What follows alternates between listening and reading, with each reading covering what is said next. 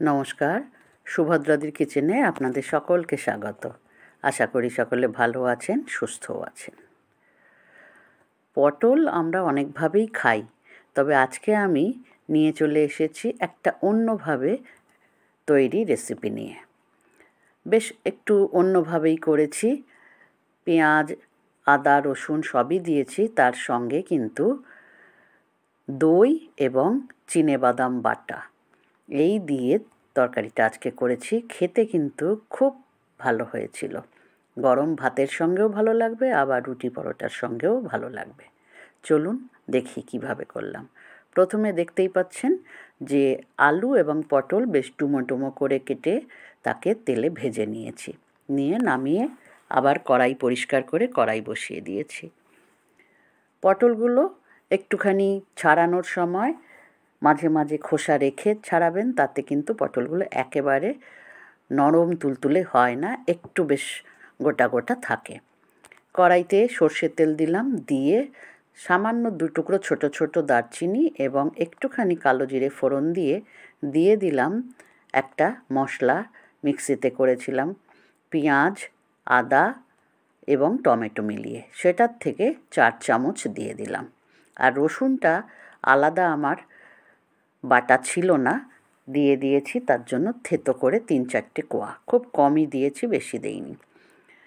পেঁয়াজ, আদা এবং টমেটো, একটা করে টমেটো, 2টো পেঁয়াজ এইভাবে বেটেছিলাম, আর আদা 1/2 ইঞ্চি মতো, সেটার থেকেই ছোট চামচের 4 চামচ দিয়েছি।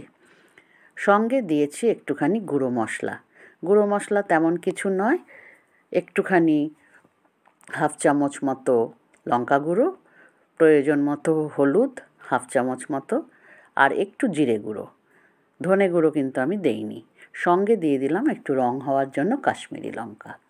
মাঝে মাঝে একটু জল ছিটা দিয়ে মশলাটাকে কষানো চলছে, এবং তেল ছাড়তে একটু শুরু করলে দিয়ে দিলাম সেই মিশ্রণটি, টক দই এবং কাঁচা বাদাম। কাঁচা বাদাম আমি কিছুক্ষণ ভিজিয়ে রেখেছিলাম, ঘণ্টাখানেক, তারপরে সেই খোসা শুদ্ধই কিন্তু আজকে বেটে নিয়েছি। একদমই কিন্তু রং বদল হয়নি, যেহেতু কাঁচা বাদাম, তাতে খুব সুন্দর একটা গ্রেভি আসবে, সেই জন্যই আজকে এই টক দই আর বাদাম আলাদা করে বেটে নিয়েছিলাম।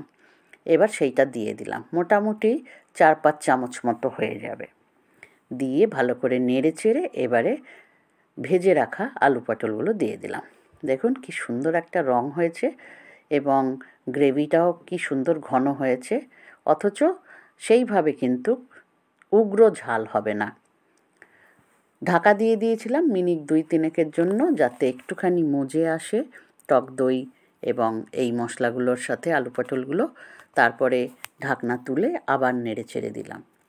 মিক্সিতে বেটেছিলাম লাস্টে দই এবং বাদামগুলো, তার জন্য সেই ধোয়া জলটাও একটু প্রথমে দিলাম, দিয়ে সামান্য একটু নুনও দিয়ে দিলাম প্রয়োজন মতো।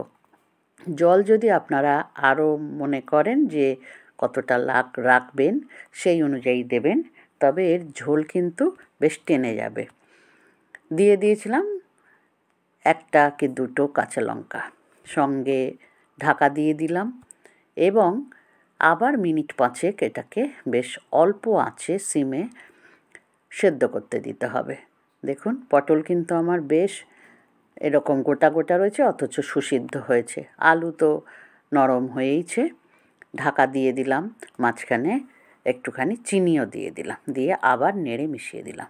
দেখুন এবার টক দই এবং বাকি মশলা থেকে সুন্দর তেল ছেড়ে রঙটা ওপরে কি সুন্দর হয়েছে, দেখুন লাল একটা হালকা আভা এসেছে, এবং এটা হয়েও এসেছে। গ্রেভিটা কিন্তু পরে আরও টেনে যাবে, সেই জন্য মোটামুটি এই রকমই নামাবো, এবং নামানোর আগে অবশ্যই নিরামিষ না হলেও ঘি একটু এতে দেবই, কেননা সুন্দর সুঘ্রাণ এই ঘি আর গরম মশলার গুণে কিন্তু অনেকটাই বেড়ে যাবে।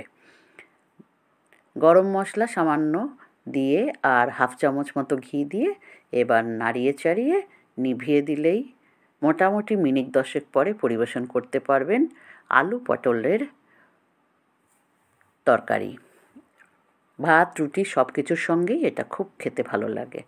বন্ধুরা, ভালো লাগলে অবশ্যই চ্যানেলটিকে কিন্তু সাবস্ক্রাইব করার কথা মাথায় রাখবেন যারা এখনও করেননি, আর পাশে থাকা বেল আইকনটিও প্রেস করে দেবেন যাতে যে কোনো নোটিফিকেশন সবার আগে আপনার কাছে ঢোকে।